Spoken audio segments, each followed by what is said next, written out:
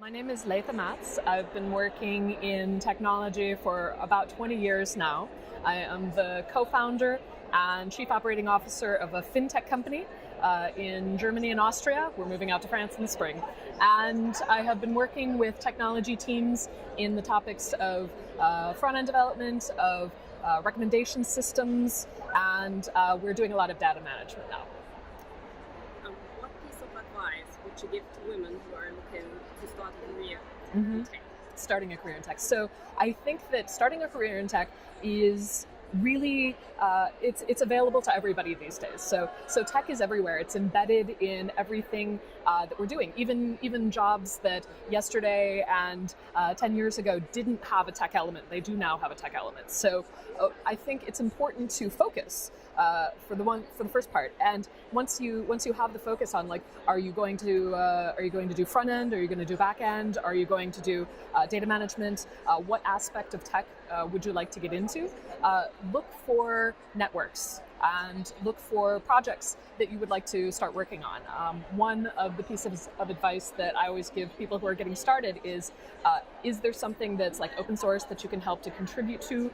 Can you create a small project to get going and to understand the area that you're working in? So for example, if you want to pick up Clojure or Ruby, create a project for yourself. Start getting into that, and as you do that, you're going to learn a lot. You're going to have better questions, and when you go out to your network, your meetups, your friend group that you're developing in this community, then you can ask them pointed questions that will help you develop in this area.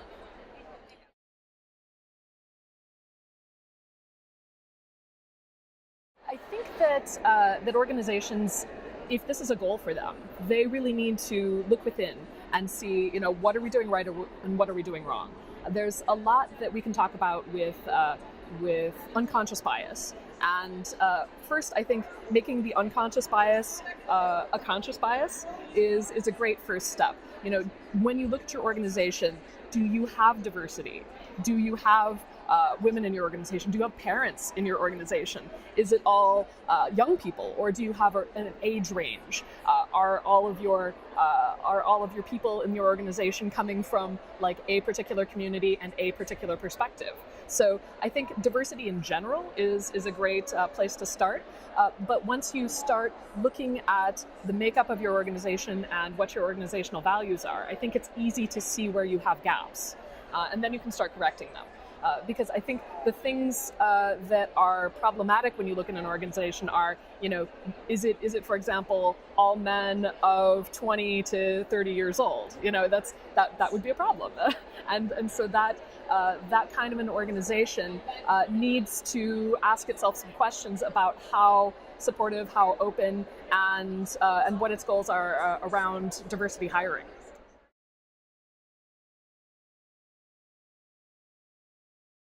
One of the things that I've found is that, yes, there is bias, and that exists. And so I see that. I have a partner who is male, so our CEO is male, I'm female, and we do get different receptions from certain businesses, from certain people in certain organizations, from certain cultural environments.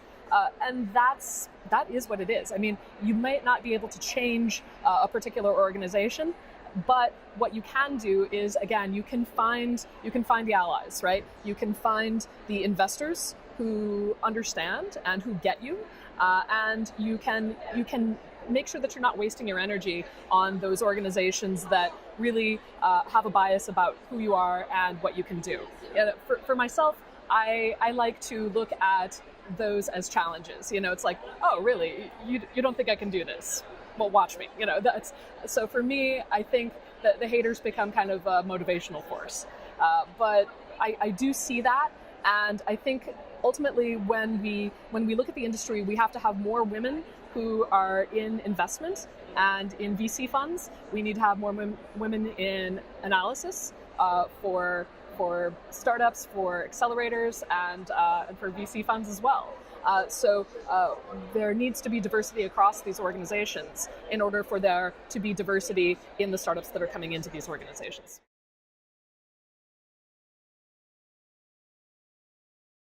There's a few things. One of the first things that I always recommend is create a fan club around yourself. Who are your mentors? Who are your supporters?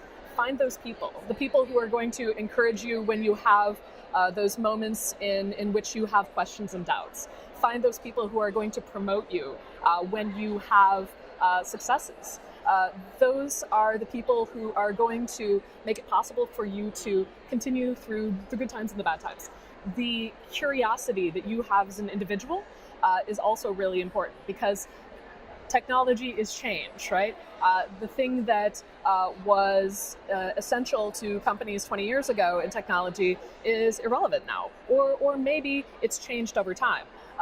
But having curiosity ensures that you're going to continue growing and educating yourself, and making sure that you're staying involved with what's happening in trends in industry.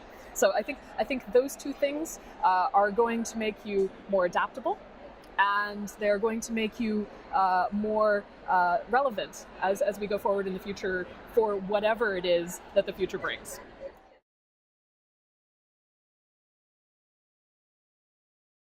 In my first internship, I was with a company that was a magazine. I had initially applied to be in the editorial department, but they saw, oh, you've created a website, and so this was a little bit of an anomaly in 1998.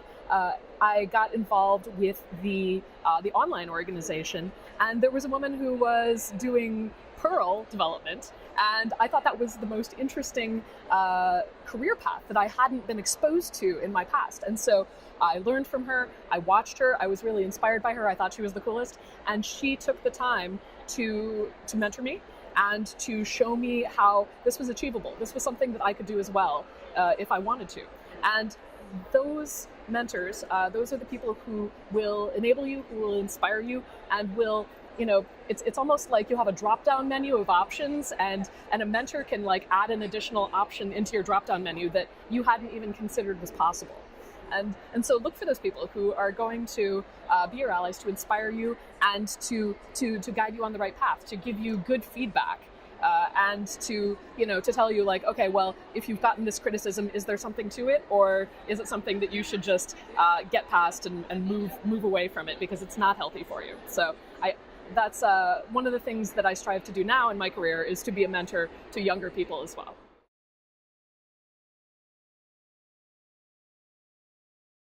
Changes over time. So sometimes when I'm in a company, I've seen opportunities within that company to grow. So for example, in the company that I was helping to grow in New York, I saw an opportunity within the recommendation system. And that was an area in which I could grow, I could help develop the system, and I could grow my skills at the same time.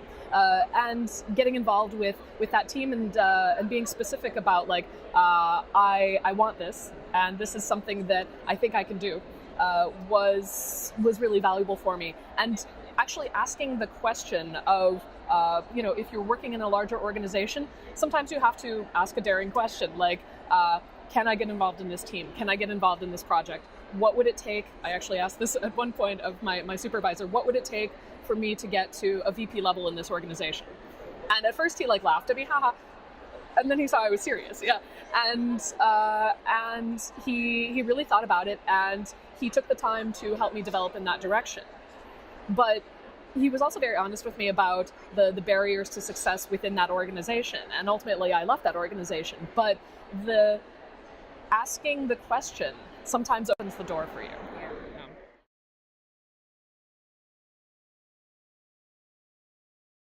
You have to know yourself. You have to ask yourself some questions. And I think it's really useful if you create a vision of yourself in the future, and you can go as far out as you want with that. You can say, how do I want to be the coolest 80-year-old in the world, right? Like, but create a very specific vision of yourself in the future, and then work back from there. How does that person have skills that I don't? In my case, I knew that I wanted to move most recently from product to operations, so I needed to supplement some of the skills that would help me be a great chief of operations. In my next role, I might want to be a CEO, what are the skills that I would need to be a CEO that I don't have now as a COO? So create that vision for yourself, and what are the steps that you can take now, that you can take next week? What can you do to get you to that vision? Yeah. Thanks for your time. Thank you. This is wonderful.